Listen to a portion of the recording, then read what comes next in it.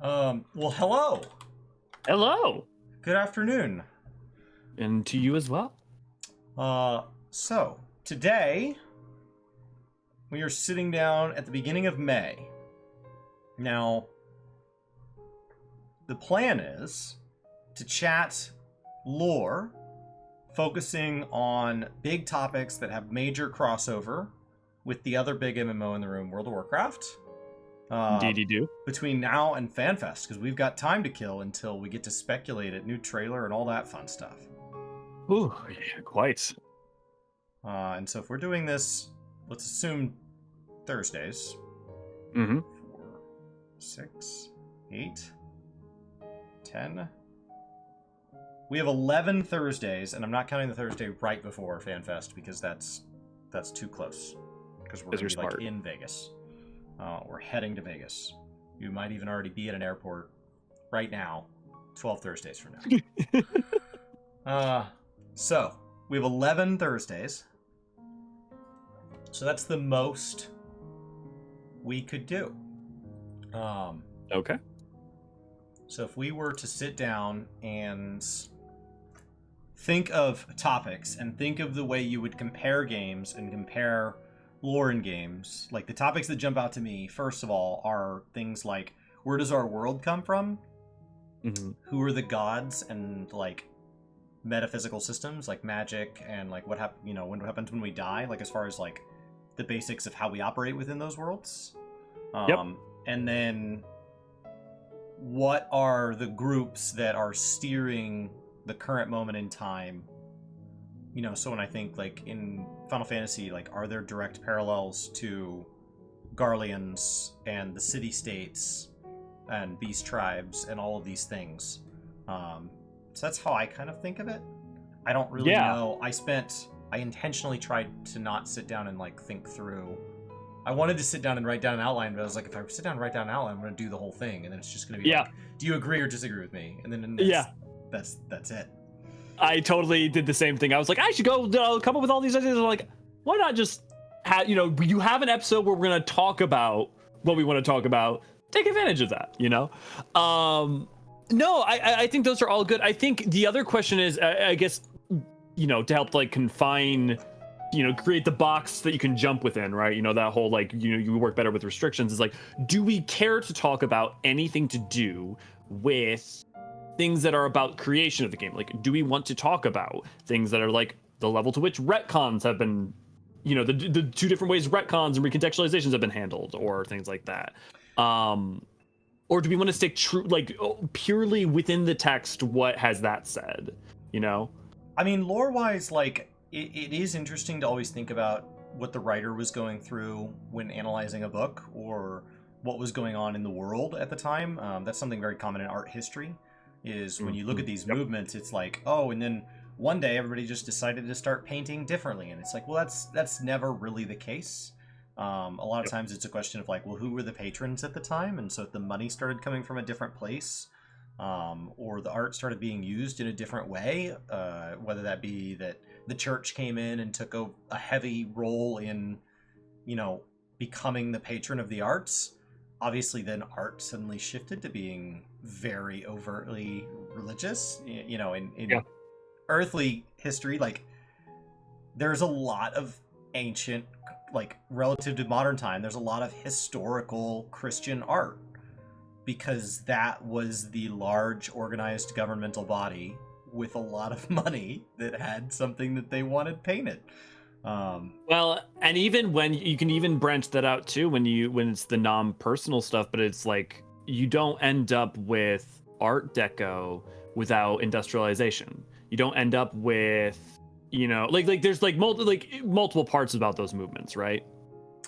Yeah, so my background's in architecture, and we take alongside architecture some art history classes, because there are things happening within music and within painting and within plays at the same time that are just different mediums, and you see the same relationships, and so you notice that those time periods line up almost exactly with the ones that were happening architecturally. and a lot of the architectural ones, that helps explain anything that's not explained by like a sudden technology, right? Like we suddenly got a lot better at steel. Buildings suddenly incorporated a lot more steel, and anything that gave to us structurally was a sudden advantage. Maybe that allows you to build higher or longer or whatever. But, you know, that helps also explain like elements of architecture that aren't necessarily just based on physics. There's this idea in architecture that like let it be what it wants to be. But then there's a real question as you start to get into things like iron. Does iron want to be an I-beam? Need something. Like, does iron want to be a nail? As opposed to like stone, there was a very natural constraint to the material. So it was about being natural to the material, but that went away as we moved into a lot of modern materials where they don't really care what they are. Like there's not natural behaviors. Marble has natural, well, marble's a bad example, but certain stones have natural shear lines, but steel at some point, it's like, if it's homogeneous, like what, it can be, what do you want it to be, right? Or plastics, or, So you end up with architecture becoming a lot more design focused at that point, because it's not as clear. So speaking, I mean, it's just like, and speaking of like, that's, why I'm trying to like, why I'm curious, like what our clarity is here, because I know like some of our original discussion about this, like came out of juxtaposition of maps, right? Like you looking at the ways in which, like on a level, like the where are there places in Azeroth that you can singularly juxtapose certain places on the map to 214, but it's like, do we want to even like just create categorization, right? Like, do we have like, okay, like there's geography to talk about. There's juxtaposition of geography. There's juxtaposition of, fundamental mechanisms, right? Like the metaphysics. You've got, you've got like the Great Wheel. You have Fel, Order, Light, all that whereas with 14, you effectively have your elemental wheel. You have what, right? You have your Aether Dynamis. And then within Dynamis we don't have a full understanding of, just kind of like is just like an emotional soup. Right. But then within Aether, you have 2 poles and you have 6 elements, right? And so like there is something definitely compare and contrast there. So just like it makes sense that we like bracket each one of these things into an episode. I think I'd love to dive into anywhere there's a parallel like that. Personally, when comparing the games, I think it starts to get a little too hard to just point at like what was going on with the devs. It's interesting from like a load standpoint, like why was an area documented a lot versus not documented a lot? And it's like, well, was it something that could be tied to an expansion theme at the time?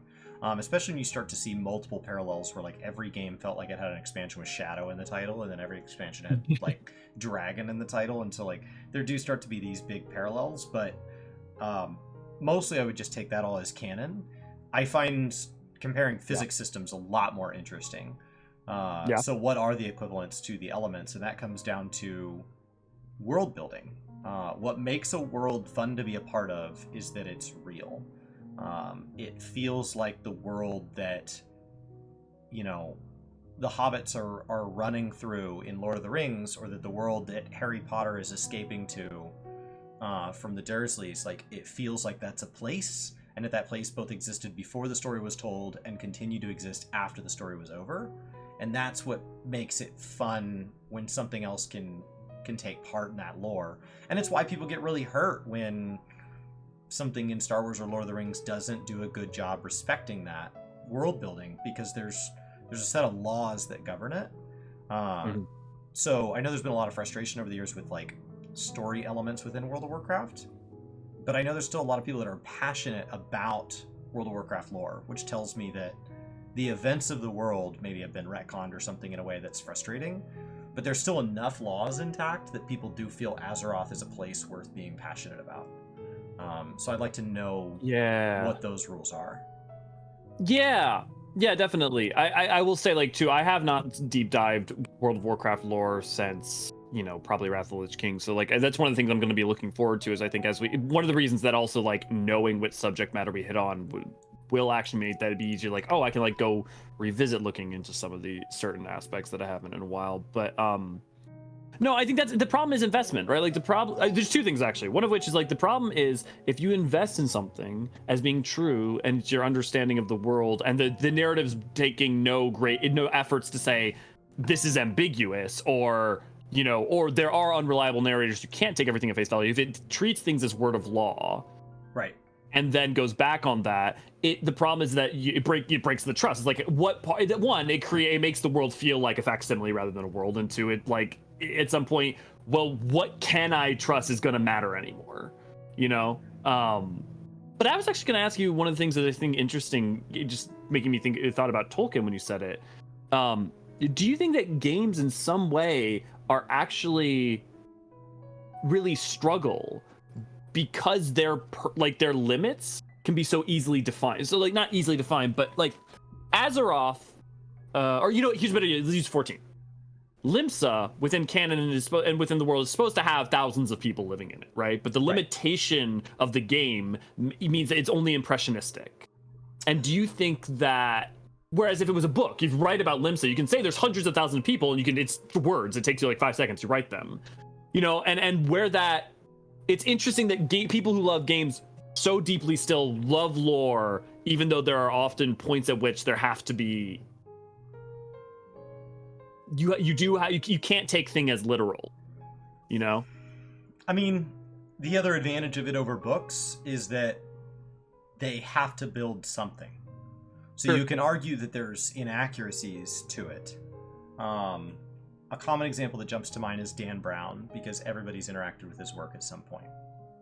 And so Dan Brown, who wrote the Da Vinci Code and related books, had a book, I believe it was called Digital Fortress, where he had them running through a city in Spain that was capital, I believe, until like the Black Plague came through and like wiped out a third of its population, Sevilla. And there's a cathedral there, and cathedrals are these mega seats for a region of Catholicism. And so they, at the time that they were first kind of manifesting, they became your big governmental hub. Cathedrals are the seat of the government and the religion, but there's all sorts of record keeping and taxes and stuff like that that funnel within that. So it acts very feudal in that way, where that's your big castle at the center. It's just being overseen by a religious leader instead of a king. And so going to old cathedrals is part of going to parts of the world that have that history. Going to Europe, you spend a lot of time in old churches, even if you're not religious, if you want to see old buildings from that era, because those were the things built to stand the test of time, and they were the things taken care of to stand the test of time. So it's really hard for buildings to survive. And in Spain, it's really interesting because a lot of these cathedrals and, you know, palaces and whatever else may last have been under both Muslim and Christian rule at various times, depending on when the Moors came in. So there's a lot of interesting architecture. So he's making note of all this, but he's making note of all this only to the degree at which he's willing to go to Wikipedia, which means at some point his protagonist is running up the tower of the cathedral in Sevilla, and he's taking the steps not one but two at a time.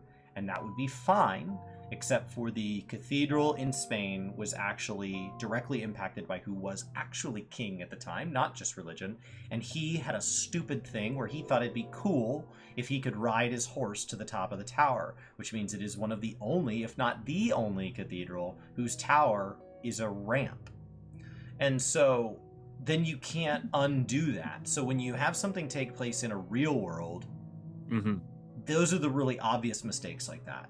But that happens in video games, and that happens in books in fake places as well, where you write something like, you know, Dan Brown also ignores that there's like the 7 hills of Rome or whatever. And so he's got this 50-year-old swimmer professor who's really good at swimming every morning, and he can suddenly make like unbelievable time crossing Rome, which is just, for anybody who's ever lived in like New York City or Chicago, like that's where it breaks apart. And you see that in games. You have the advantage that the distance between Horizon and Waking Sands never accidentally gets documented as the wrong distance, because there's an X and Y coordinate from the get-go.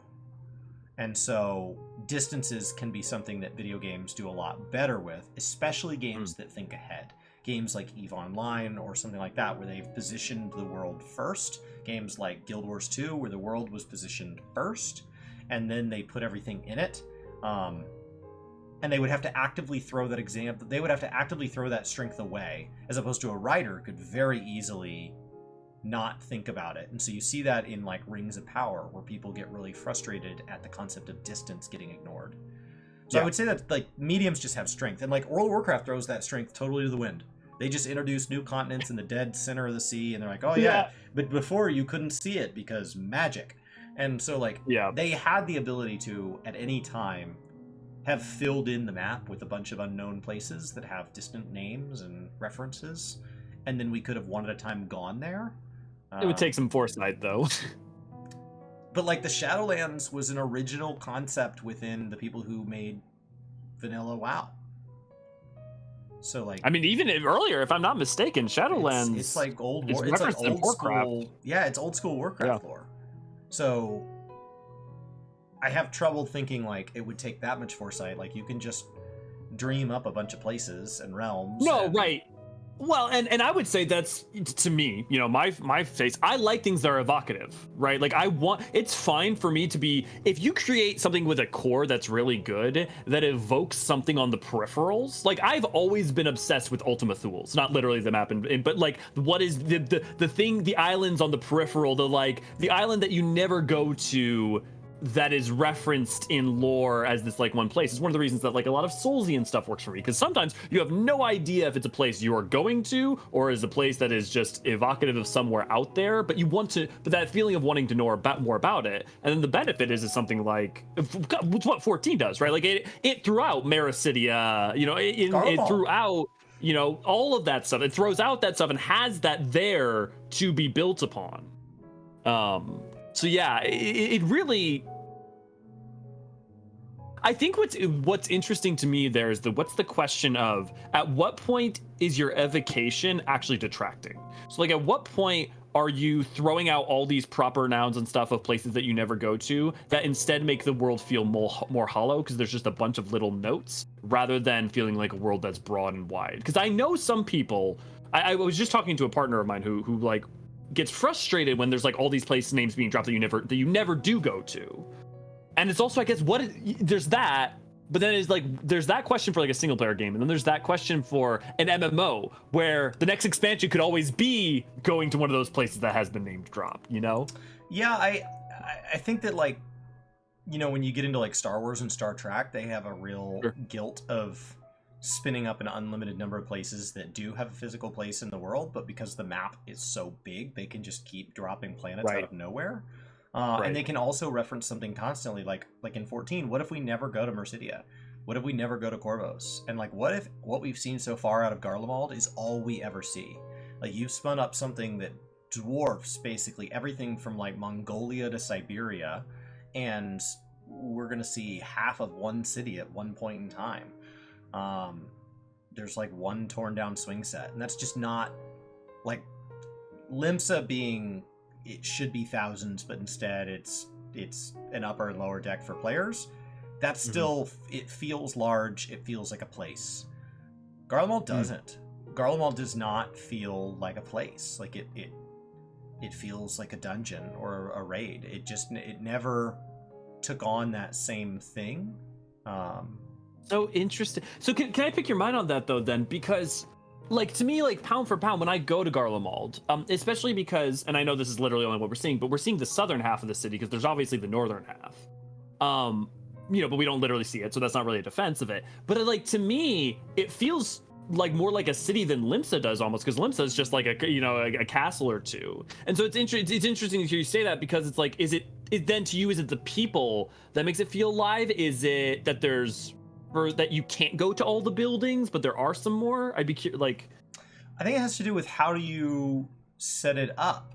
So like Garlemald is referenced constantly and heavily, and we learn a lot about Garleans and the place that they've called home. And so it's much more akin to you meeting somebody for the first time and enjoying coffee with them and realizing that you guys are going to see each other again in the, you know, at another event at work, or you're going to be in the same friend group. Oh, I'll see you next week at that game we're all going to, or whatever, and that's great. And that's a very satisfying interaction, even though it's very surface level.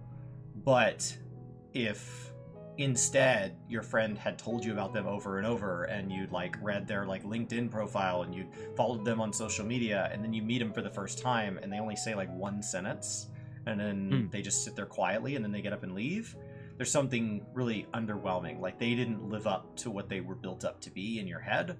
Garlemald was, you know, while we'd never been there, it had been built up quite a bit. So by the time we got there, it just didn't live up to the hype.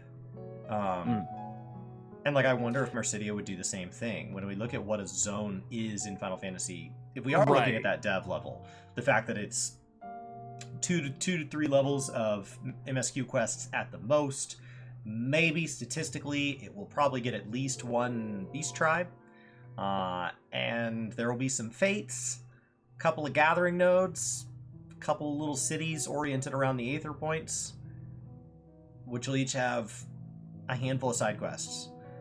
And that's the bulk of it. We'll pass through it for hunts, we'll pass through it for, you know, the occasional thing, but that's the bulk of it. And does the game start to, so like, maybe that is a valid point. When we look at the game mechanics, that starts to make it really hard for a place to feel meaningful, as opposed to games that have more open world activities. And I think it's something that, like, the current places in WoW, like Dragonflight feels big because there's just so much to do in every zone. And you can't undervalue the contiguous nature of it either. Like, I do think that plays a lot to it. At least for me, it does. And then, like, one of the things about places like Bosja and Zadnor and stuff like that is I like when places feel dangerous. And, like, as much as I just said Dragonflight feels big, it does not feel dangerous.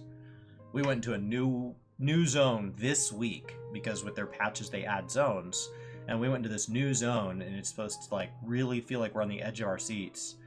And I am wildly undergeared from being a filthy casual, and I came in and just mowed stuff down. I pulled elites, and so, like, there is something that... Little different than vanilla. just yeah, it just doesn't feel dangerous. Yeah. I so, just on a really quick touch, like, was Garlemald underwhelming to you because we came to it only once and it was in ruins, or because of its scale? Because the reason, part of what I'm curious is that Garlemald always was described as being a city-state. So, like, it always was a singular city. And so, like, what I'm curious is, like, is the, you know, and part of it's also exactly what we're talking about, right? Which is that I think the, like, limited scope of that 14 has maintained in order to maintain its cadence can sometimes make things feel smaller. And flying does not help. Not that WoW doesn't also. No, I think flying absolutely trashes the scale in games, because then you either have to design the game for the flying or design the game for the walking, and it's never going to be both, and so it just creates a split, and there's no solving it at that point. You've just created a problem you can't fix when it comes to, like, the immersion standpoint. But when I look at Garlemald, like, it's a city-state, but, like, it's Moscow over all of Russia. Russia spans, like, 11 time zones or something stupid. And we've gotten a chance to visit some of the other more colonialized city-states through things like Stormblood. We've got a lot of gaps, but, like, we really only got to see, like, the southern half of urban Moscow. Like, we didn't even get to, and, like, we didn't really get to go inside. Like, you know, so now you go to Moscow and you don't get to go inside any of their big buildings. You don't get to go inside any of their government buildings or their religious buildings.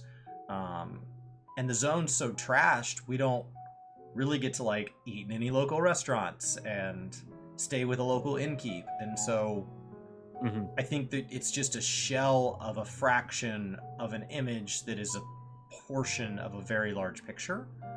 And so I just don't feel satisfied, I guess, yet.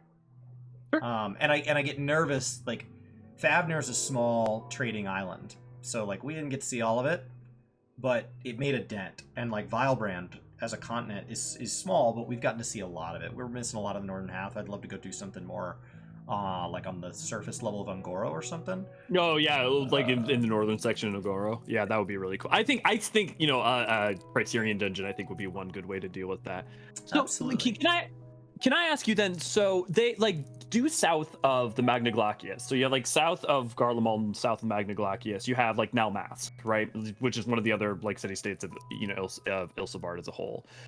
Would filling out Ilsabard more generally, do you think, help with any of that feeling? Or do you feel... Because part of the struggle, right, is that with Garlemald, we as the Warrior of Light were never going to come in and get to, like, and it be, like, fine. Like, even if it had been at height, like, we're going to come in and it's, like, every gun's trained on us, right? Like, so, like, to me, I think... I definitely empathize with wanting to know more, but it's I guess the reason I didn't feel like I missed out on Garlemald at its height is I don't know that we ever should have been there. Well, I mean, you can always rewrite history a little bit. So, like, you could totally have an expansion taking back at like the fall of Allig. Now that especially with Elpis, like we've proven we can just time jump whenever we want.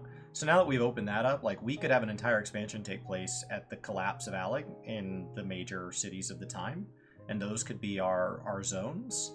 And the advantage of the way the Warrior of Light is written is that we have this soul that's kind of borrowed, and we are experiencing one chapter of it, but that soul has been carried through time and has always kind of been the Asm. So that kind of implies that we could go back to previous chapters of the Asm. We could go play, and then we kind of do with Elpis in a way. And so we can mess with that. So there's no stopping us from learning that, like, Garlemald had a role from the Asm where we had an impact. And so, like, they opened up enough with the way they handled the souls and the way they've handled time jumping, that we could do a lot and visit it. So if the whole argument is that, like, the person in the year of Stormblood cannot be in Garlemald, then just don't go there during Stormblood. And WoW has done that too. Like, one of the advantages of games messing with time is it allows them to build cool looking stuff. Like, we don't want to be in the same assets over and over and over. So if you want to jump architectural styles, if you want to jump physical styles, then you have to question, how do people cover distance and how do people cover time? The new fishing voyage in patch 6.4 is going to be an Authard, and there's a very weird time component to that we just have to ignore. That, like, if that still takes place from the dock near the Arcanists in Limsa, like, why would that not take place off the Kugane dock? Does they say that's where it's taking place? I thought it just took place off of Kugane. I just assumed that system-wise, it would all start from the same dock, and it would just be mixed in. And that'll be weird. And that we will just load have screen a 6-month voyage. We'll just load screen into Authard from. Right? I assume it's going to be on the same 1 or 2 hour timer or whatever, and it's just going to be interspersed. Like, I definitely. Yeah, I definitely think it's going to be at Kugane's dock because, like, one, get people over. I mean, look, I don't know. I could be completely wrong. But, like, you're right, because that would just be weird because it's supposed to, that would be basically like, okay, hey, you're going to go on a month-long journey so you can go fish. Now go back to I mean, we'll find out. We're like 2 weeks out from the patch, 3 weeks out from the patch. But think about it this way, too. If, like, the way to get into Mount Rokon is in Kugane, which would make sense because it's a Hingen. If you look at, like, the architecture for it, it's Hingen. It would then, okay, cool. Now they've put that, the entrance to that is in Kugane. And also, hey, you want to go do, like, want to wait around to do that and then go do, fishing, all of it. Like, having them both there means that it becomes more of a mecca, the resurgence of life there for player base. So I feel like that just, why wouldn't you do that? Yeah, I mean, 14 also uses instance content to regularly document places. So, like, if there's a city that we don't have a reason to go to, they can make a dungeon out of it. Right, which is working well for them. Right, as opposed to their raids don't really go places. Their raids are circles. They're located somewhere, but they're not evocative. As like the Alliance raids and the dungeons are very evocative. You're in a physical place. So somebody with Explorer mode or unsynced way in the future can walk through and really experience it, as opposed to, like, without the cutscenes, Omega is just a series of circle platforms. And Panda gets closer, but even then, like with like going to Pandemonium, but but no, I definitely agree. I think what's interesting though is that they trash. yeah. Well, yeah, that's fair. Yeah, and then they supplant that though with it being very important lore in another context. But actually, that's interesting you say that though, because also Eden is the first time you get to explore the burn or the empty. Like you don't get to see it. You don't get any. You can only like barely see what it looks like through the cracks in Amarang. Beforehand. Like it's very true for Alex and Omega in a sense. Although again, Omega interdimensional rift. We get a little location there, and that's a physical place, the jumping off point, which is just like we're lit, right? You get a lobby, but that lobby is located in a physical place. Right. The area that we go to for the Relit quests that kind of feed into those trials, it's a place. Like you can put it on a global map, and it's documented and it's real. And so 14 has used their lack of a continuous no load screen open world weakness as an excuse to say, okay, then how do we just start filling in more of the map? And so they take these little spots and they put a whole zone here, and they put a little dungeon here, and they put a little lobby area here or an exploratory zone there. Right. And so we get to fill it in, and it's all located on this one map that people refer to as Eorzea, but it's actually a great deal larger than Eorzea now and a great deal smaller than Aetheris. We're looking at one half of one hemisphere. And so my hope is like I think you could do we did Lapis Liminalis for this past content, which is Garlean stuff. Yes. My hope is that we could someday see a Criterion dungeon for like the northern section of like that they'll continue to use that format as a way to of Garlemald. Like imagine you go in there and there's 3 different routes exploring. Okay, hey, turns out there's some Machina that's going crazy in the different routes, and I hope they continue to do that. My other hope is that by exploring more of Ilsabard as a whole, it kind of also kind of just makes it feel more whole. The same way that Wurlit and Bosnia start to, are eastern or western and eastern sides respectively of Ilsabard. If once that map feels filled out, will Garlemald, by feeling like a puzzle piece in a larger whole rather than like the almost like single totemic representation of Ilsabard, will that help at all? Yeah, so we had the Autumn War mentioned in Stormblood, and it's most heavily documented like event by event, timeline by timeline, in a way you can visualize it.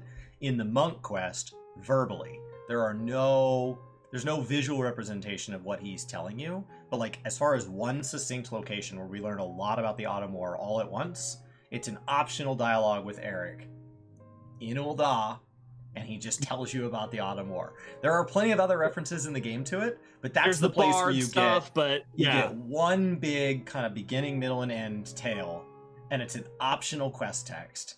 I mean, that's Eric in general, too. Like, all his stuff where he's just like, hey, did you actually want to have an NPC just tell you some shit? Here you go. Because, like you said earlier, it's cheap to write. There were thousands of people. But that event felt significant to me because at the time I was reading it, I was already aware, and I'd already spent I played Stormblood before doing the lore. And so, like, these were real places. So when I look at the map of Ala Mhigo, and I look at the gap that creates in the Eorzean Arc, like, the Eorzean Alliance is not a full representation of Aldenard and of Vilebrand. It's partial. And so there's this missing puzzle piece. But that missing puzzle piece is, percentage-wise to its size, fairly well documented in places we can actually go and fly and experience. So when he's talking about the Autumn War, even though he's just talking about it, it feels real because it happened in a place that I've been, and it happened in a place where I've experienced conflict. Well, and against 2 powers, like, even if you don't know Ala Mhigo, if you are even passingly aware of Ala Mhigo and feel like that's real, it's their conflict with Gridania, right? So it's like, even what I've seen is even people who don't have that relationship with Ala Mhigo yet, because if they have a relationship with Gridania, they can at least understand that, like, it roots them in something. And that's where I really struggle with Ilsabard, is Ilsabard in general is just more gaps than not. And so right now, it's really hard to place. Like, when I ask you how big is Corvos, and you're like, well, it's somewhere between, and like, it's still a moving border. As opposed to like Final Fantasy 16 isn't out yet. It's coming at the end of June, and there's a map. Like, there's a real map that's a real place, and we don't know how deeply we get to explore that place with actual gameplay. But even if they don't get to everywhere, if they choose to supply it with DLC or something like that, we can go places that exist. And that's something the danger of MMOs, though, right? Like, it kind of goes back to what we're talking about, right? If you want to keep creating places you can go to, sometimes ill-defining them can also be a way to, like, make it be like, okay, but we don't know what Ilsabard looks like because of... But we've gotten to the point now where once you've gone to the moon, you're like, just, like, someone put up a telescope, like, someone do a cartography, please. Yeah, I think that, like, Guild Wars did a decent job trying to introduce Cantha, by basically setting it really freaking far south and explaining why we couldn't get to it. And it's the same lore as Dragonflight, effectively. It was locked away because it needed to be, and now it's not because it couldn't be. Like, it's not... Right, but, like, as someone who played Guild Wars 1, who my first experience was with, not factions, or is that, but the Canthan one, it's like, for a long time, that, like, at least they had an entire game template of it pre-existing to go with, you know? Same, like, with what they did in Lona and Nightfall, you know? But whereas, like, over and over. Yeah. They just found Zuldazar. They found Kultiris. They found Northrend. They found the Dragon Isles. They found Pandaria. Though they're not part of the Eastern Kingdoms in Kalimdor. They're just this world is just like a floating globe of nothing, and then it's like... Northrend is in Warcraft 3, isn't it? And so, like... I think, but that's like the only one. But notice that's also the first they did, like, Outlands, which is pre-established from Warcraft and the prior games, like Northrend pre-established, and then like, okay, let's start making shit. Okay, we've got Pandara. Okay, we're resetting the maps. Okay, we're doing alternate timeline World of the Orcs. We're like, you know. I think alternate timeline's a nice way to handle it. That's how it seems like New World's going to handle it. Is they're going to reinvent their old zones. That seems like their plan from the get-go, and like. In modern day, you have the ability to archive. So, like, it was a bummer that Cataclysm wrote over so much of vanilla because they just didn't have the ability. But now they have the technology where in modern day you have Silithus with a big sword and you have Silithus without, that says what big sword.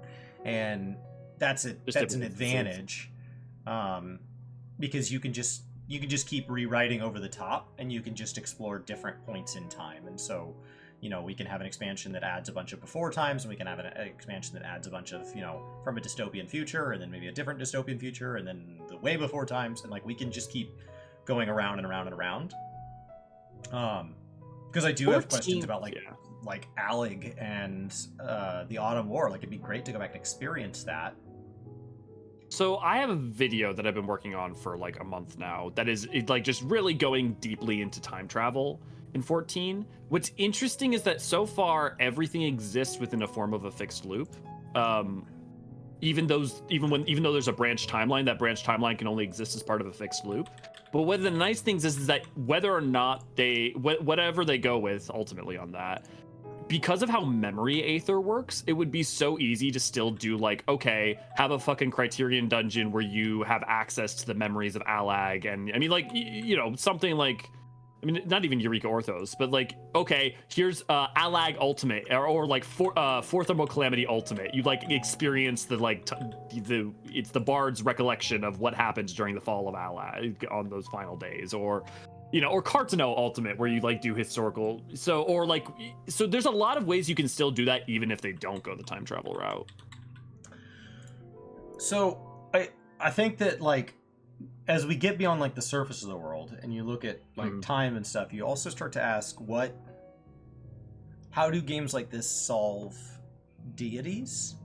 When you look at, like, the Titans versus the 12, but then, like, the Titans are not the be all end all, and neither are the 12, and there's a very real question of, like, who created them, which is incredibly important should you ever make the mistake of ever fighting your Titans or your 12. Because then it's like, well, then there has to be, it's like, oh, well, then there were the creators. Well, where the creators come from? The builders. And where the builders come from? The architects. And where the architects come from? The chosen. And you can just keep making up words that sound cool, and it's like, oh, well, that came from the travelers. And then before the travelers was the wanderer. And before the wanderer was the placer. And you can just pick, you can just keep picking different verbs, and each verb can be like the offspring or production of a previous verb that's suddenly scarier and more dangerous.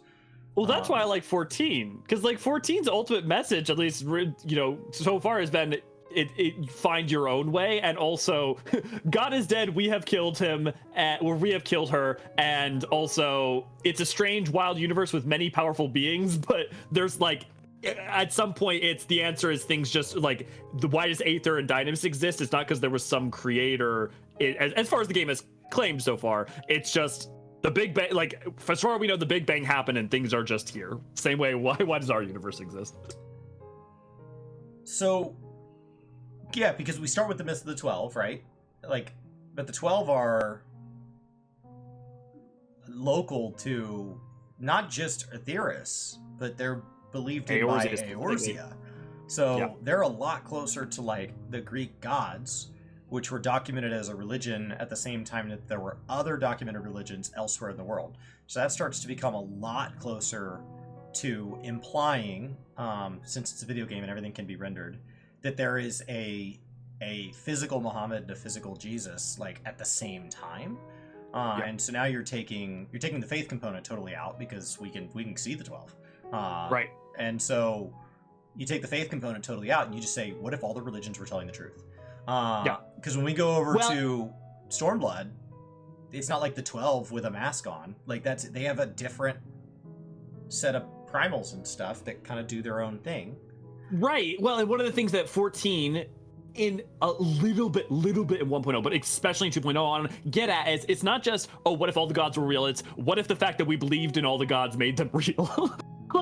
And so it's it's even crazier than that, because it's not only with Mist of the Realm, for instance, we find out the reason Rhalgr looks like how Rhalgr looks is partly because people think Rhalgr looks that way. It's not just that, but the reason that primals, a primal is just faith and energy given form. It's just, I believe in this story, here's a bunch of crystals, this story is now real. This story is now a creature made manifest. And so it's it's 14 whether intentionally or not, did a really good job of making it so they wouldn't have to worry about in the future, because all the fundamental mechanics around faith are actually very explicitly communicated as to what it causes, while also still being kind of nebulous enough to be the limits are uncertain.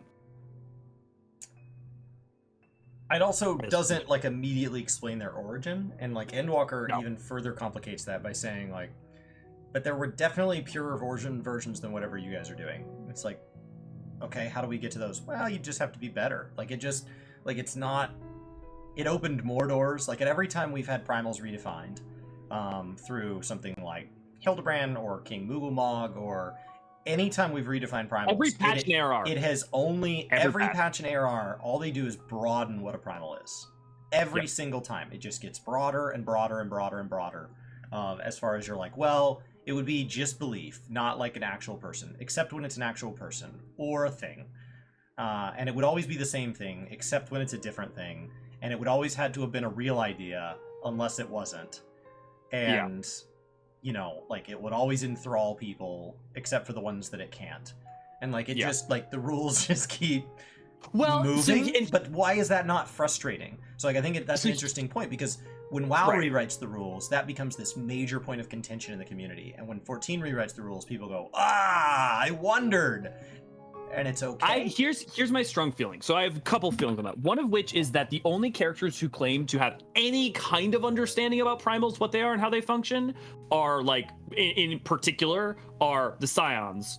And they are also at multiple points through AR being conveyed as not having a full understanding of what is even going on. Then what they do is they incrementally throughout the patch content, Mughal is wait, he's just a story, right? He was supposed to be a historical figure. That seems kind of weird. maybe these things aren't quite exactly what we are. And then 2.2 is about exploring Leviathan is kind of a straight primal, but also then there's the Leviathan's priest who has the echo, which seems wait, can everyone have the echo? What's going on? Like, and so it's not like oh, they got to Endwalker, twist psych, primals were never actually thing, even though we kept saying over and over and over again in all these explicit ways they are.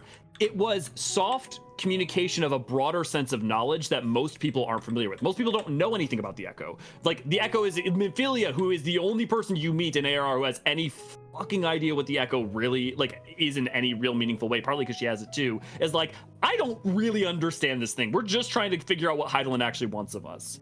And so because it's about giving small answers to this mystery while also broadening it and asking questions, I think it's satisfying rather than them being like, if they had said the Echo, if Heidelin had come down to you and been like, Primal and the Echo is, can always protect everyone from everything, always. It never has any fallibility, and you will always be protected from any form of tempering. And then later we found out about Zodiark and how he's affected the, you know, yeah, ancients. if it was a Green Lantern ring or a Triforce thing out of Zelda, where it was like a physical item and it had a physical set of rules that governed it. And it's like whoever possesses you know, an Echo necklace or whatever has these powers, and anytime they want to strip us of those powers, they just take the ring away from us in a patch, and then we get the ring back, and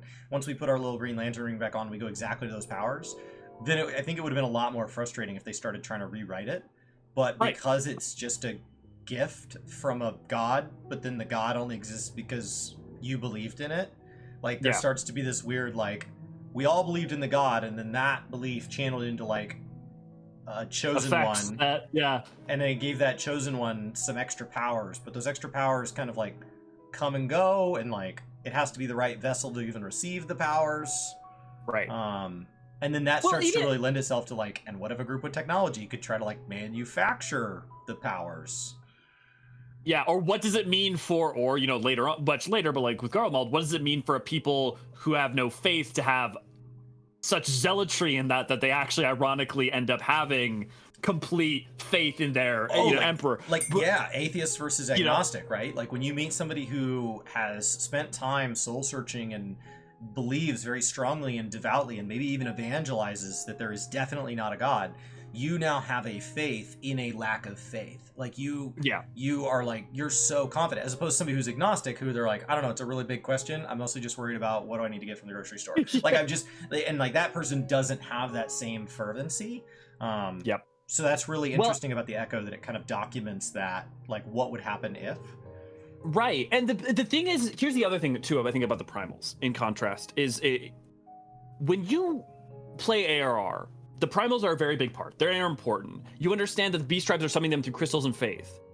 But are they literal beings with souls?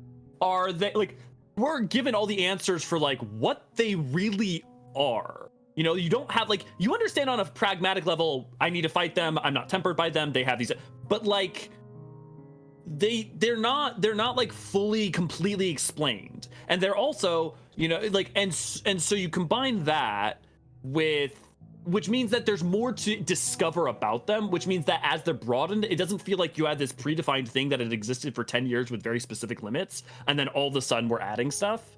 It feels instead like this thing is already kind of ambiguous is being broadened. And Bahamut also goes along, like, the thing is that the Bahamut and the 12 exist, right? So 2.0 happened, like the 1.0 obliteration happens at the Battle of Cartenow, and those things are a primal.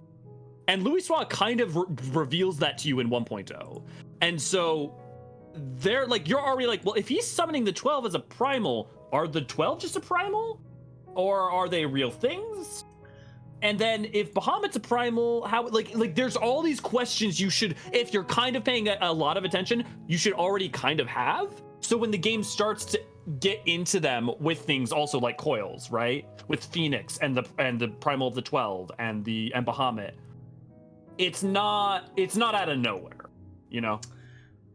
Yeah, it planted a lot of seeds when you talk about like creation magic and you know, as like the chat kind of notes that it's a dormant power. Like there is this idea that Sure. you see it in like the humans are told, when we're told by science that we only use like a fraction of our brain power or whatever, then all of a sudden you can go write a book series on like, what if we could activate our whole brain power, and then would that allow us to like manipulate, and then just insert any science fiction you want. Maybe we can travel time, maybe we can just create things out of nothingness, maybe we have superhuman strength, like maybe, right? And so like if you can just come in and you can take some version of science and you can oversimplify it enough that now there's gaps, and then you can twist it to where now we're going to say, okay, let's solve those gaps that we made up, then all of a sudden you can start to say like, oh, like humans sleep a third of the time because we need this. Well, what if we didn't? Like what would happen if a human never had to sleep? And then you can just kind of turn that into a superpower. Like that's what comic books do, right? Is we bend, ideally the best superhero is a flawed person who has real motivations and real drives, and then you take one thing about them and you just twist it, and everything else stays the same. And it's like that's why I like Spider-Man. Is like Spider-Man has a real origin story with a real background. It is a real person, and then this one inflection point happens, and then everything after that, ideally, as much as possible, is just it's the same person solving it, right? Who was still taught the same core ethical values and had the same motivations and cared for the same places and people. Only now he has this power as a result of this inflection point. As opposed to, I've always personally struggled with like Superman, because it feels like every time you read about him, they're like, oh, and he can also do this. It just feels like when you first get to know Superman as a kid, like I was like, okay, so he's like super strong because gravity works different. You're like, yeah. And so that's why it seems like he's flying. All right, sure. And he can like shoot things out of his eyes, I guess. And you're like, okay. And he's really fast. Okay. And then like we could just add on X-ray vision, and then we could just add on he's immune to bullets, and then we could just like, it felt like there was no, as a kid, it always felt like a blank check was written for Superman, and you could just, there was like kryptonite, and if there wasn't kryptonite, he could do everything. He's probably smarter than you, faster than you, stronger than you. He's just better. It's not nearly as intriguing as somebody like Spider-Man was one that I always enjoyed reading about, or like the flaws of the X-Men, where each X-Men really only got the one thing. They got their one thing that made them weird, and then everything else about them was just normal people. Like they dated, and they had preferences on food, and they were students at a school, and so it was like, okay, yeah, I can relate to 90%, and then tell me about that last little bit. Well, that's why I think the most interesting stories you will ever see, you know, things like All-Star Superman, the most interesting stories you will ever see that exist with Superman are about having a being that is a paragon with that much power, while also being a human and trying to reconcile what it means to try and be a paragon, while also, you know, while still having human desires and whims and wants, right? Like that's the only way you can write Superman and be any kind of interesting, because otherwise all you've written is just a thing, a fucking chess piece that says no, but I win. It's why I like Smallville. Like as much as it was just a CW show where everybody's dating everybody, and like I had a friend who CW show. He watched it's a CW show where like I have a friend that we watched back in the day. We were watching Smallville, and he goes, "You're gonna think this weird, but I think this one person's like really attractive." And I'm like, no, if they're on the CW, they're all attractive. They're all attractive. They could have somebody who was just a literal troll under a bridge, has never, ever, ever been bathed, and I promise that person looks shiny and new and wonderful. Like, I don't know. You don't even have to tell me which character you think it is.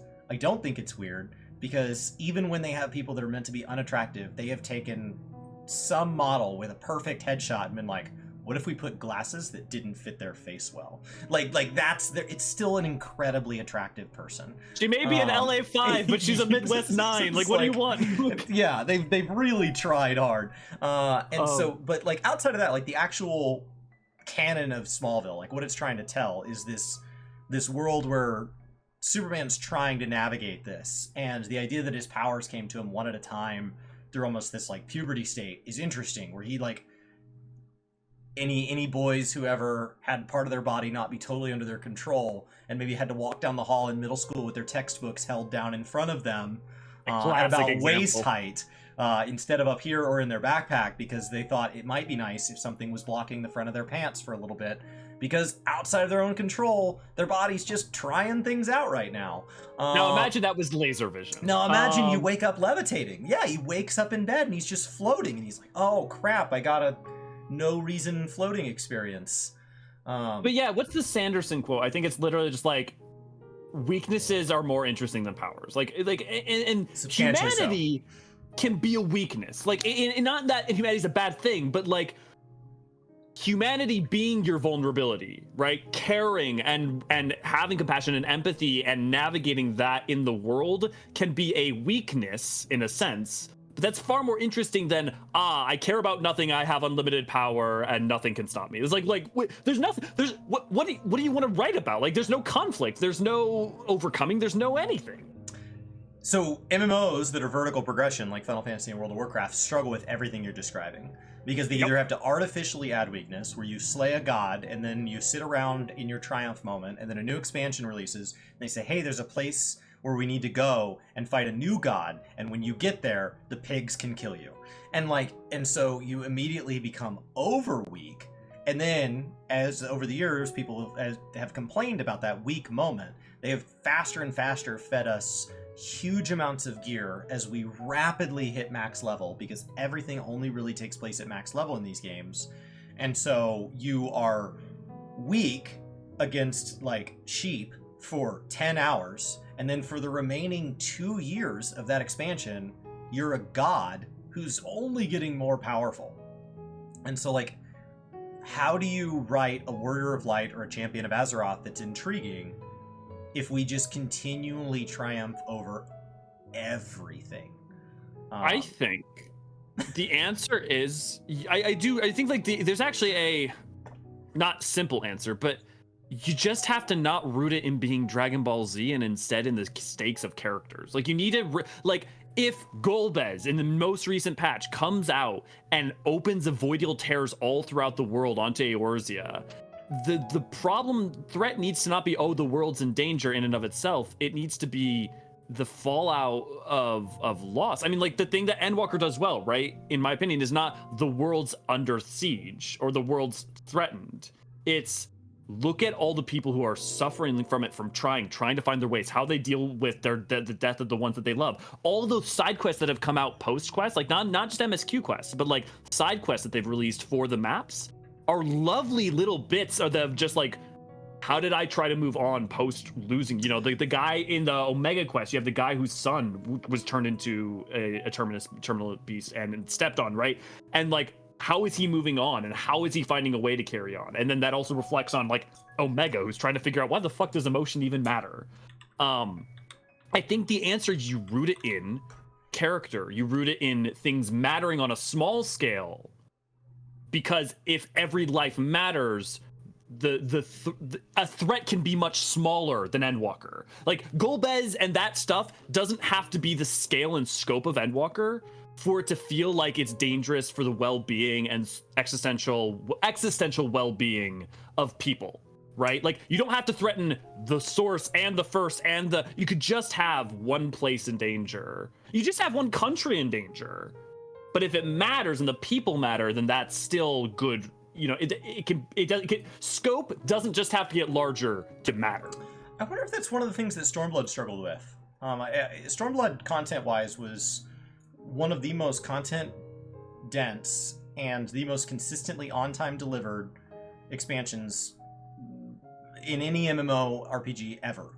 And from a 14 standpoint, it had everything that was promised, and it had surprises. It had everything on time and extra things that were delivered both early and late. Like, it from a development standpoint, Stormblood was the best production they've ever had. I assume, based on some of the statements that have made sense, there was a lot of crunch going on, so I assume that's why the expansions after that did not maintain that pace, is that it wasn't healthy. Yeah. But what we got as a product, right, if you ignore how exhausted the chef is when the food hits the table, it is the largest and most quality-driven meal that we've ever been given for the time. The technology's gotten better since then. Feedback's gotten better since then. So, like, relatively speaking, yeah. But I think for its time, Stormblood was incredible. But Stormblood gets crapped on regularly by people who like Heavensward and people who like Shadowbringers. Yes, First of it all, does. Heavensward has the advantage that the Burning Crusade had, where you spent an entire first expansion having to write the first chapters of a book, and those first chapters are what you described earlier, where you talk about you have to introduce all this vocab, and so you're very limited with how fast you can introduce cool stuff because you're too busy telling people how the world works. And the second chapter, that first expansion, has the advantage of all the world building still fresh, so you don't have to do any of it, and it just kind of like rides on its coattails, so it can just be cool the whole way. The Burning Crusade and Heavensward just get to be cool, and they don't really, neither one does a great job world building for what comes after it. So then Lich King and Stormblood are both like, so let me get this straight, the original paved the way for you, and then you came in and just coasted, and then you didn't really tell people I was coming. And it's like, well, I kind of mentioned it at the end. Dude, what the hell? And so like ARR sets up Stormblood better than Heavensward does. Like, Yeah. Stormblood, ARR has a bunch I of agree. Stormblood set up in it. Like, if anything, like, there's a world in which you could have flip-flopped it and Stormblood came first and then Heavensward, because ARR is, like, spending the whole time being like, well, we could go one of two ways. Like, because there's quests all about, like, setting up Alamigo and setting up people's relationship with stuff. Like, it's... Yeah, everything that You I know? end up referencing, like, as context going into Stormblood when we talk about it came from ARR. Like, Heavensward is so bad about being isolated, but it gets to be glorious because it's isolated. It gets to really hone in. So I wonder if what Stormblood did wrong, if we're looking at ways it could have been better, is that it spread itself across conflict that was too wide. Like, should the conflict of Alamigo been its own expansion that focused on Aldenard as a region and tied together Javania and the Orzian Alliance and Alamigo, and should Authard have been its own expansion? Yeah, so there's like, oh man, I have so many thoughts about this that I think constantly. One of the things is that the problem that was literally said by Oda to the development team, which is that, yo, Alamigo or Girabania is a very small physical region, an entire expansion there. Because like you at least have Dravania and Kurthus, right?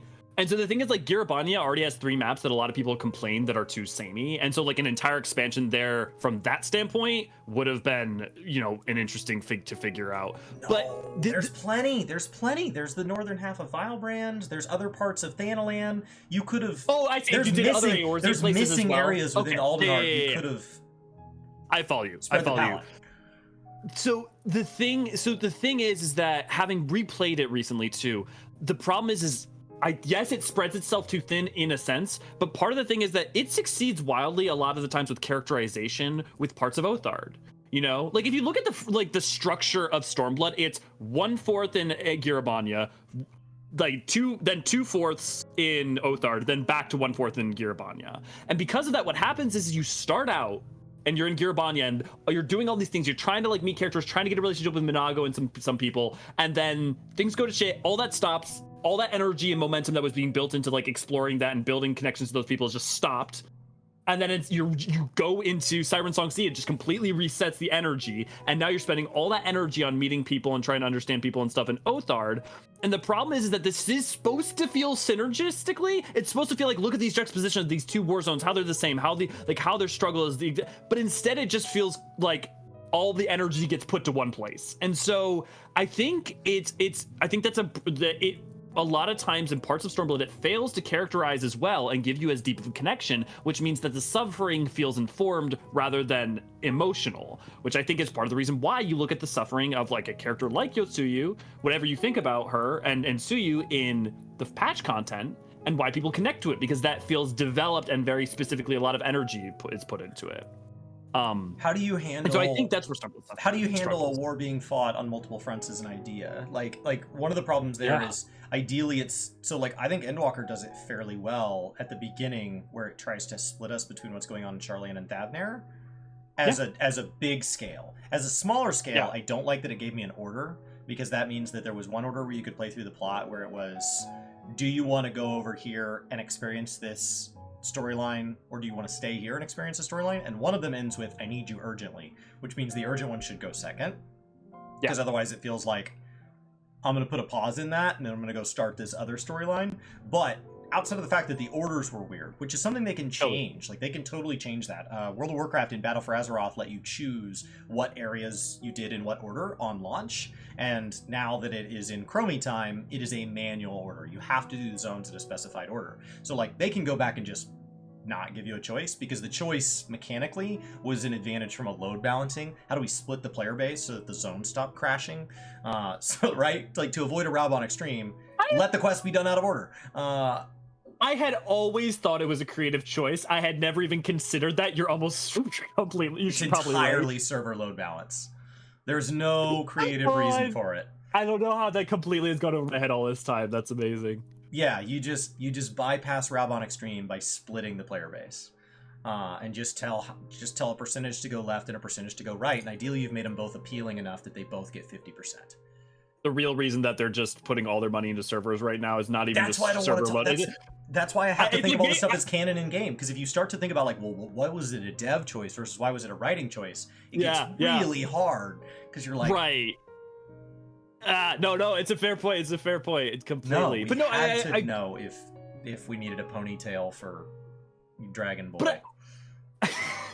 One of the things, though, I think is like interesting to your point, though, is that the game has shown war zones on multiple levels, though, because not only do you have Stormblood doing 2 war zone fronts, but then you have that encroaching in another step in Shadowbringers, because that's Wurlit and Bosnia have now become the war fronts, right? Bosnia is pushing in the 4th back and trying to, like, free, and Wurlit is effectively the 7th, like, first line or last line of defense after the Gimlet Dark.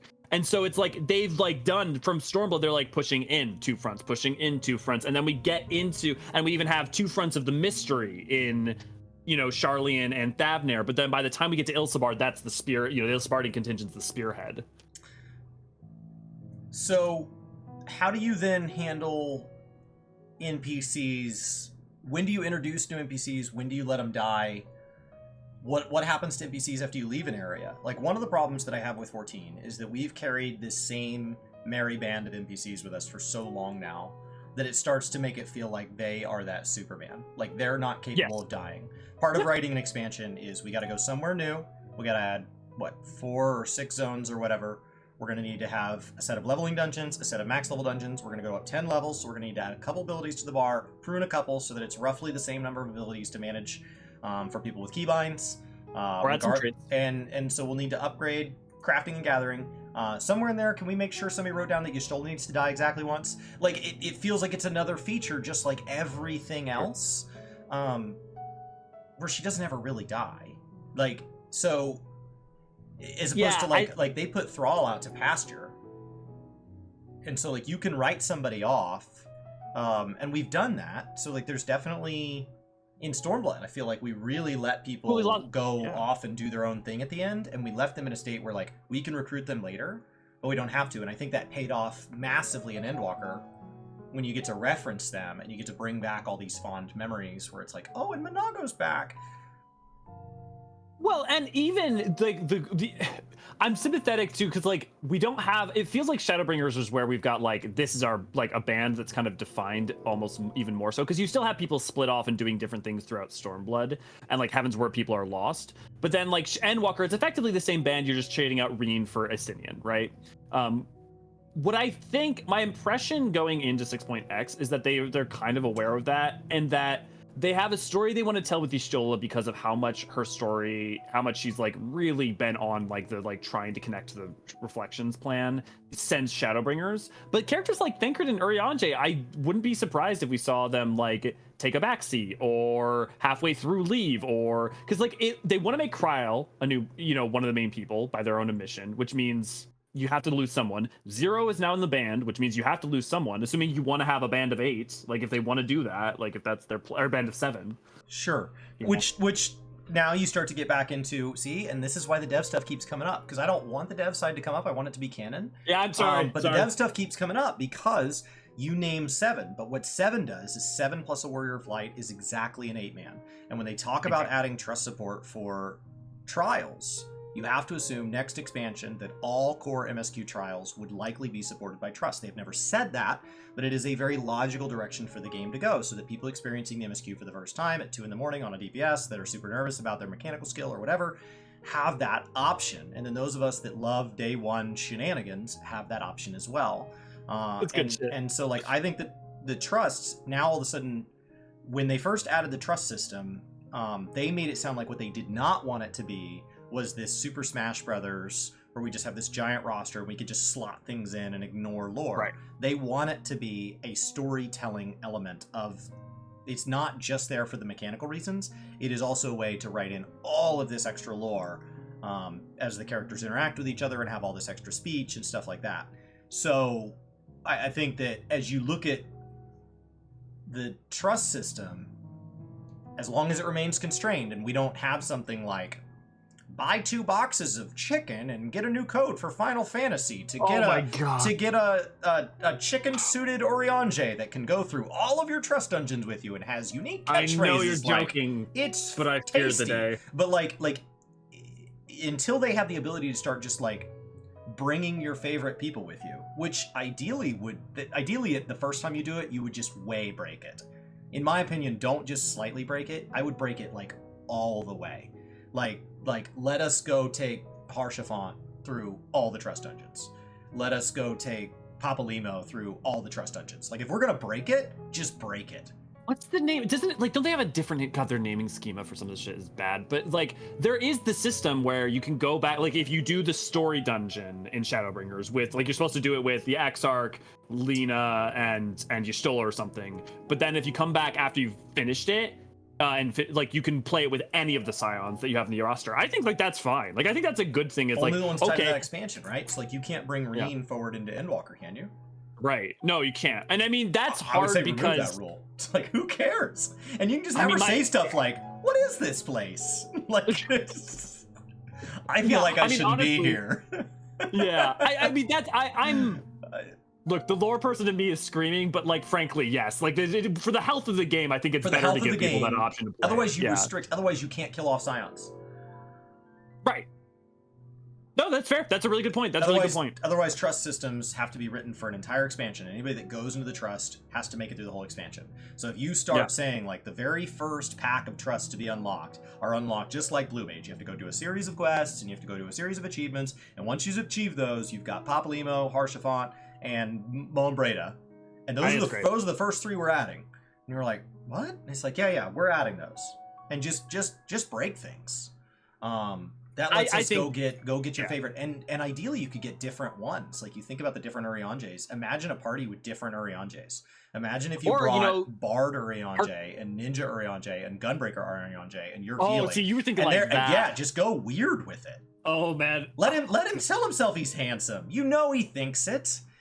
I mean, but at that point, you're just picking a role and then choosing a glamour for that role, right? Absolutely. Get away from the writing. In my opinion, get away from the writing. Just Hildebrand the whole thing. Just toss it out the window. Because otherwise we end up with these scions that are invincible. You know, and here's my thing. My thing is all I care about in terms of that is this. I care that when the first time you play that system, it's whatever the subset of who it's supposed to be is what you have available. And then after that, it's like, you know, go ham. But the thing is canonical. Trusts is just a weird cosmetic mode. Did you buy Halloween costume guy off the store? Oh my god. She says some stuff that makes you really uncomfortable. I'd say don't give them ideas, but I feel like we're saying give them ideas. The thing is that I think the solution I really do is just rotate the cast, and I don't rotate the like, oh, an expansion you need to do. It's just like do what they're doing now. They're establishing new characters. Kryle is being built up through Endwalker. Zero, Varshan. Like we've got more like just new blood's coming in, which means old blood's gonna get phased out. And it just like when it makes sense. Now I think the problem is that they're gonna let people linger longer in the tooth than they should. But if I'm wrong and like 7.0 in particular really starts to phase out some old blood, or even just like Alphino goes, hey, it's my time to go be a part of Charlian. I need to like be part of like the new blood that's moving Charlian forward. And so we have an expansion where we have Alice in the party, but not Alphino, you know, and something like that. Like I think that's the way you do it, is you just like, and then what the nice thing about that is if you have a character, because I don't think what I don't want is death to be the only way to get rid of a character? Like, it's okay to just say someone went off and did something different and then lived their own life, you know, or Gaius had a really nice arc, right? Like Gaius, we have Gaius, we have Elevator Gaius who just shouts things at you inside his mask, and then we have Daddy Gaius, who's just a tragic character, and then we've got like retired Gaius who, like, I could picture showing up and he's like, you know, fighting some ornery sheep, and he's like, gosh, I just can't get this sheep to listen to me. And like he has, like, there's these different times of Gaius, and that's really well done. Yeah, I mean, if we can get connection back to if we get connection between the reflections, which has been established as being a potential thing, Thancred goes and lives on the first. Boom. Urian J goes and rejoins Charlian now that his relationship with Moonbreed's parents is fixed. I don't know. Like, it looks like Gosetsu's coming back in the new stuff. So like you can also bring them out of retirement, where that makes sense. And so when you look at Gosetsu and you look at that, like, then it's exciting. And he comes back and he's going to be a healer. And so imagine if the trust mode, right, the non-canonical crazy mode, lets me go take Gosetsu the samurai and Gosetsu the healer, and then imagine we can go back and experience some, I don't know, some new side quest where we can go back and do old Gosetsu memories through some old echo type thing, and we're experiencing, and there's angry world destroying Gosetsu, and that's our tank, and now I can just bring a party of Gosetsus. Like, I would love the trust system to just totally detach from reality, because I think otherwise it's heavily limiting. And it starts to not feel like I can build out my own, like, I want it to be this Octopath Traveler thing where I can build out my personalities, and maybe I can put different gear on them and different cosmetics on them and different stat builds and things like that. Like, let me break it. It's why I don't engage with it, because it feels like Squadron 2.0, and that's just not good enough. Like, I'm glad people enjoy it. I think that's awesome. Right. I hope they never introduce anything in the game that literally nobody wants. It's just not something that I want. Right. Well, and I think 14, I mean, this is something I like about 14. I try to advocate for people. It's like, specifically what you're describing is like something I really don't necessarily get a lot of joy out of, but I really want it for you. Like that's the thing, is like, I feel like some people miss this with 14, when, especially when like content patches come out with stuff that's not the thing that certain people want. It's like, but is there a section of people who actually, this is like a meaningful section of people who actually are excited for it? Endwalker's been really hard on a lot of people, and I think the reason for that is, we had a very emotional couple expansions during a time that was very emotional in the world, and this game was a safe haven for many people to navigate that. And we had a very logical conclusion where we all came up for air, and not everybody wanted to dive back down and take another breath. And so like that is a very logical breakpoint for a lot of people to go play something else for a little bit. And I get it. But the other thing is, Yoshi P and Ian have both talked about how these games are planned for, budgeted, and begin work on them 2 years in advance or more. And so an element of the planning stages and the initial structural stages of development, not the final steps, but the early steps, we are right now seeing content that was built, or at least brainstormed, when people were working from home that had never been allowed to do that. And so when we look at things like the relic system being tied to just homes, again in 6.45, based on the Dengeki article, we haven't had that confirmed in a live letter, but like the Dengeki article makes it look like we're going to have a third step that is just 1,500 tomes again. That's incredibly disappointing when you compare that to like Bosja's Adnor. But if their feedback was, I don't like it being this whole big thing in an exploratory zone, can you tone it back? And they're like, sure, we'll do like a whole Hildy story-based thing. And then their budget got heavily slashed because they were too busy trying to navigate, how do we just keep the game being published while we navigate work from home? That this relic system is the work from home relic system.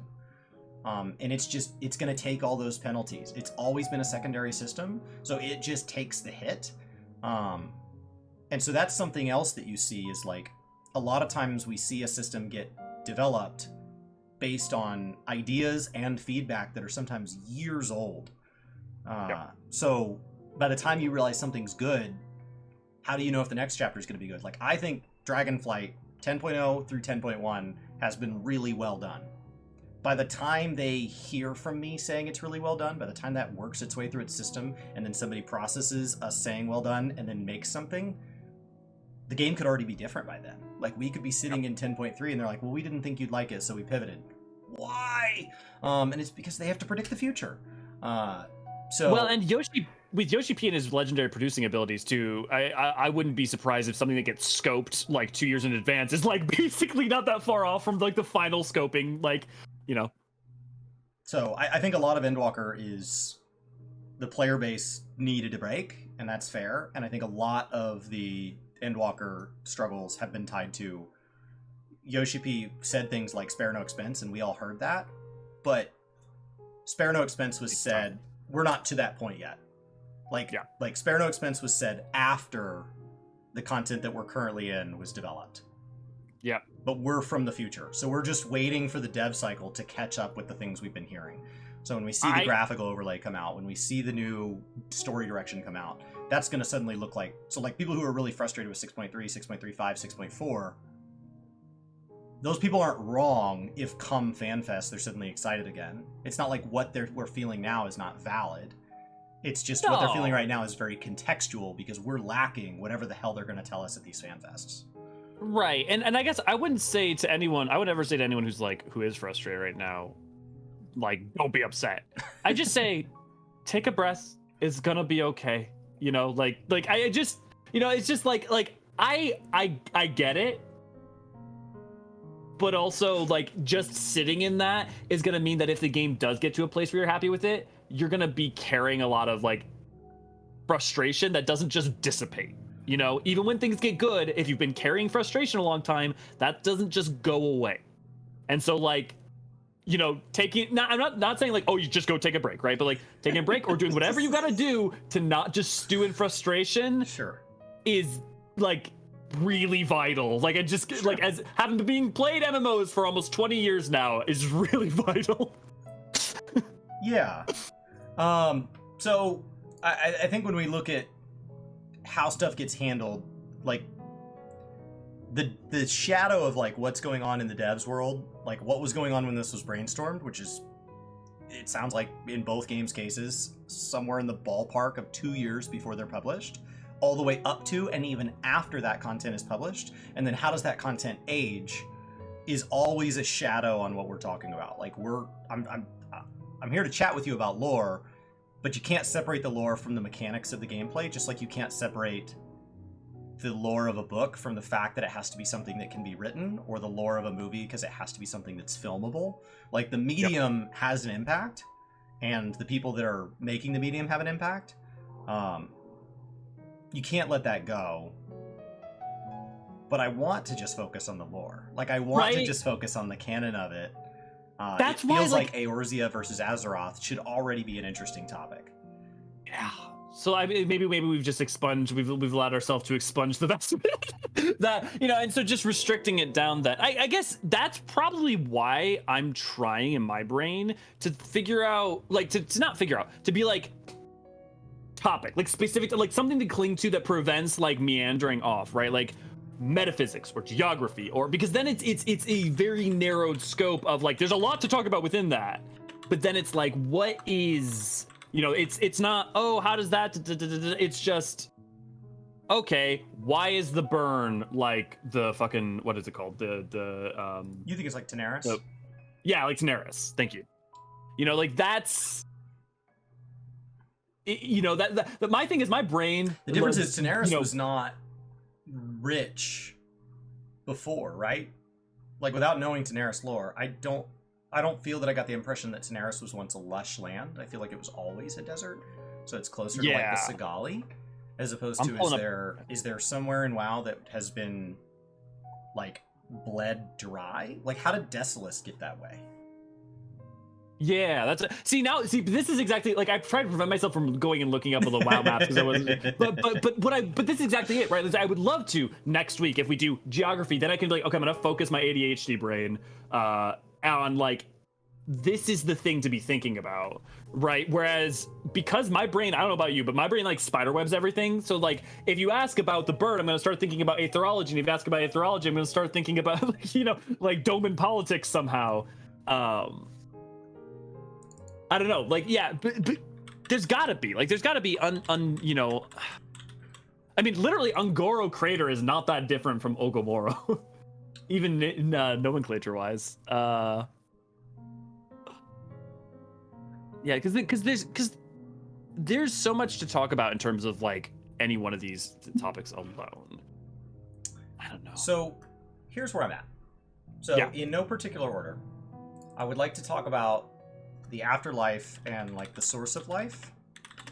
I would like to talk about time travel and like re-experiencing places. Cool.